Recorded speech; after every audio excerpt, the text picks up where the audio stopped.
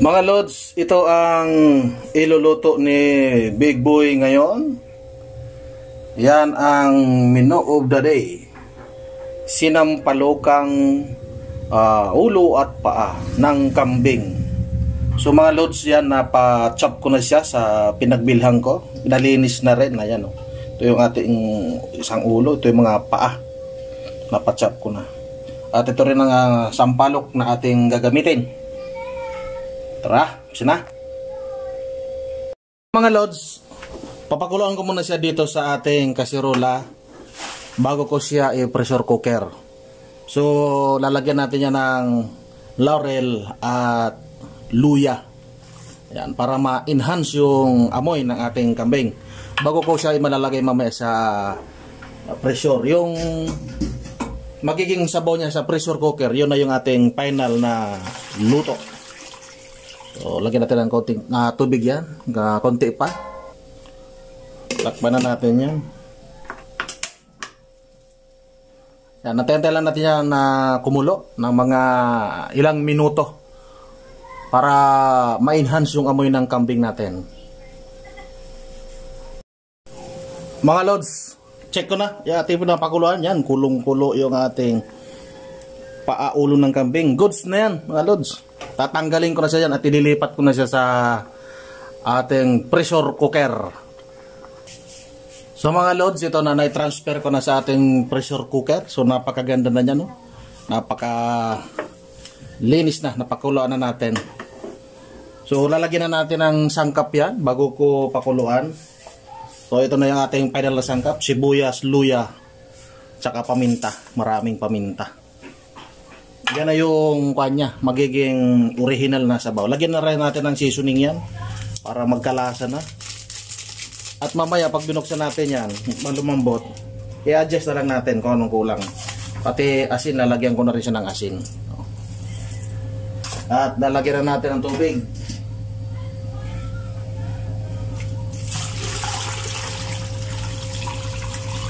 Ang ipanghuhuli ko na lang dyan mga Lods, yung sampalok at siling green. Yun ang mamaya na lang natin ilalagay.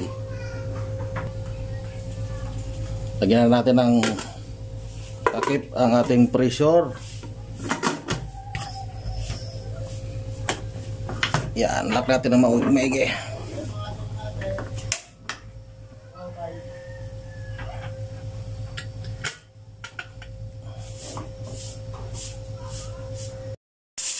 Mga Lods, ayan, kulong-kulo na ang ating sinampalukang ulo paa ng kambing. Mga Lods, pasingawin na natin para matimpla na natin yan. Yan.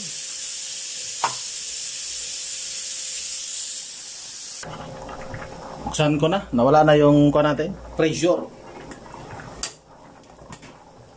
Wow, yan, ang ganda na. Ang ganda ng pagkaluto. Tingnan nga natin kung goods na yung lambot. Uy, sakto. Oh. So, titikman na natin yan mga Lods. At i-adjust na lang natin kung may kulang pang lasa. Ayan, ang ganda ng pagkalambot, oh. Ang ganda ng pagkalambot ng paa. Tsaka ulo, saktong-sakto lang, oh. At goods na yan. Masarap yan sa tablon. So mga Lods, lagay ko na yung sampalok na in-extract natin doon. Ayan na, oh. So sinala ko na para wala na siyang sagabal mamaya pag naghigop tayo ng sabaw.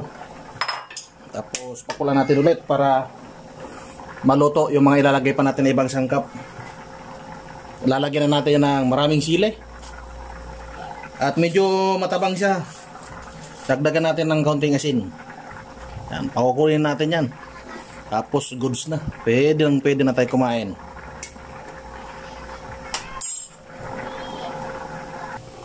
Mga Lods, ito na ang ating finished product. Ayan na. Luto na ang ating sinampalukang ulo paa ng kambing. Saktong luto na. Mga Lods, sinantay-antay ko na lang na maluto itong ating sili at papatayin ko na yung ating apoy At pwede na tayong kumain. At kung may matitira, pwedeng pang tablon. O goods na siya. Nagje-jelly na yung mga laman ng ating sinampalukang ulo, paa ng kambing. Napakalakas sa mga loads ng sabaw. So ganyan loads ng technique para hindi ganong maanggo. Sa bagay, yung iba, nire-rectam na sa pagluto yan eh. Ako ginagawa ko para mabawasan yung amoy ng kambing, ma-enhance ba.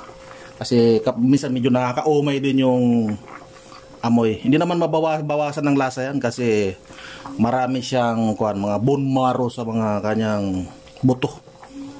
So, thank you guys for watching.